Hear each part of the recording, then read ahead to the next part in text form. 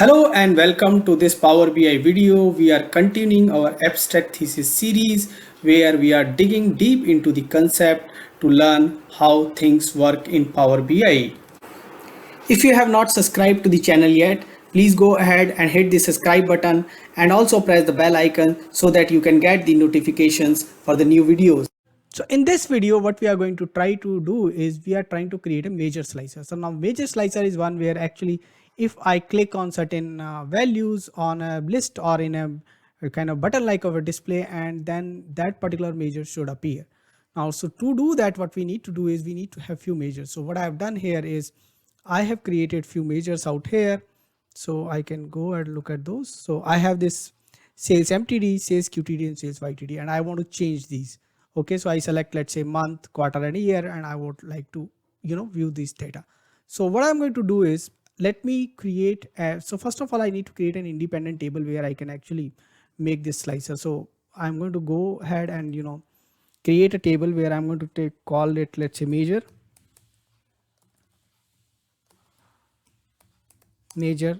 name, and let me call it description. So let me call it MTD, QTD,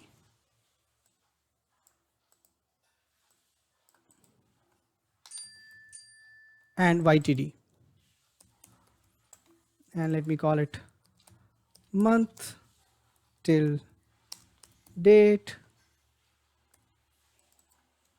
quarter till date, and year till date. Okay, and let me load it. Now what I'll do is I'll use this table as a slicer.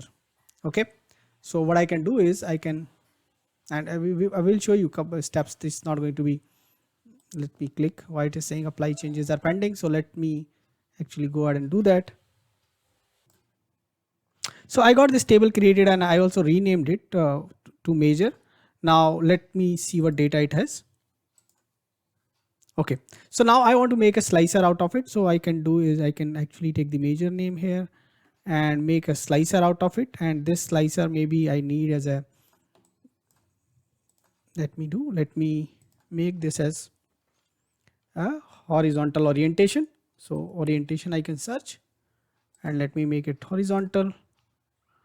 And now what I'm going to do is I'm going to go to items, click again here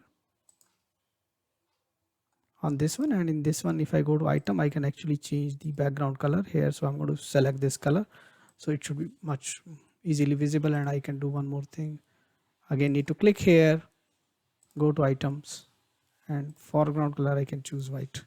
Okay, so now I've done it. Now based on this click I want to change the measure. So let me see, let's say if I take date, and the measure should change. So now what I need to do is I need to actually create a measure which actually can change based on this selection. So now I go ahead and create a new measure. So in the new measure, let me call it as selected value.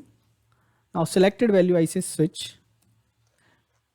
Now one thing I can do is I can actually check for has one value or this or that from that, because there could be multiple values selected, or the easy way is I just say selected value. So and why I'll say selected value will ensure that I'm going to get only one value. Okay, so what I say selected value, and for which is the selected value, which is I have this measure table and measure table dot measure name, and alternate result is I'm going to select MTD. If so nothing is selected, then I'm going to select MTD. Okay, so this is my value which is there. Okay, now because I have selected this and alt enter I can press. Now when MTD is the value, what should I return? Okay, MTD is my text value, so I can return sales MTD, and let me quickly copy paste it.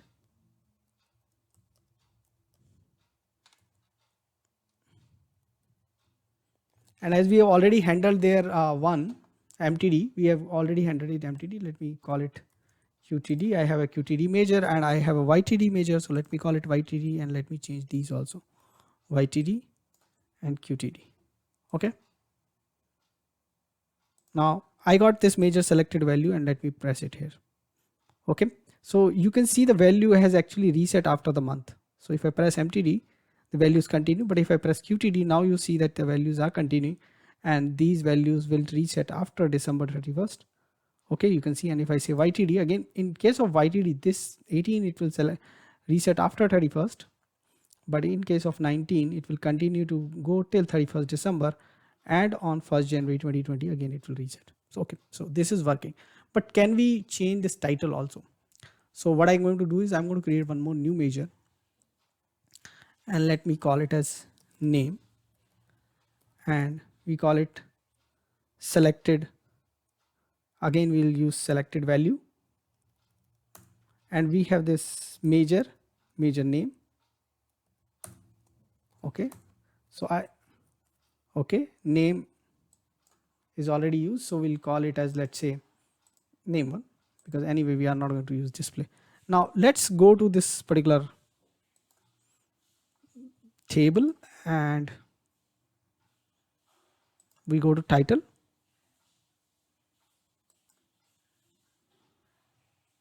we say on. Okay, and title text, we say field value based on, let's say, name 1. You can search here, search box is here, and we say okay. Okay, so if I now select, it's going to change like this. Okay, then I further go below,